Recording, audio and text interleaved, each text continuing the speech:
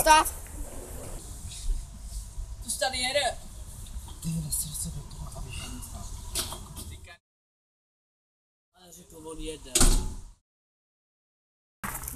Jdete na diskotéce? Hodíte si to.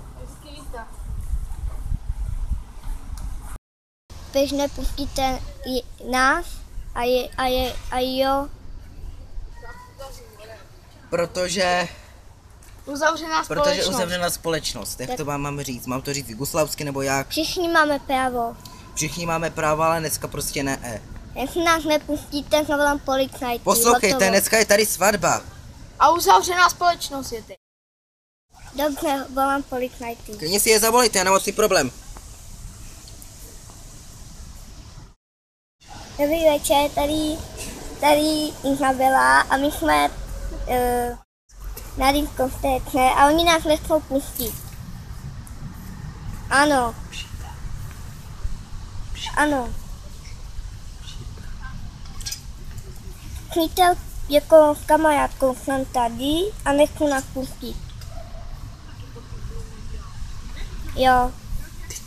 Děkuju, naschle. Takže už tam jedou. Dokud si sem jedou.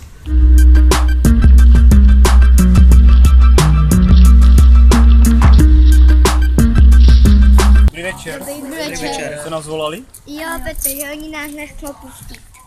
Můžeme znát zákonný důvod, proč nechcete pustit tyto slečny do podniku? Hej, prostě, šéf mi to zavolal, je doma a řekl prostě, že nemáme pouštět. A je uzavřený Nechci to říct prostor. uraženě, ale prostě mi zavolal šéf, že je nemám pustit.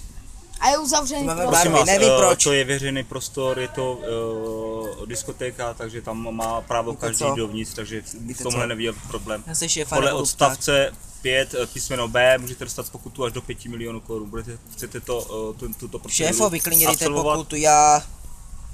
Můžete jít klidně dovnitř, že si to se šéfem zítra vyřídím. Prosím vás, legitimujte se. Já si to se šéfem vyřídím. To se uvidí.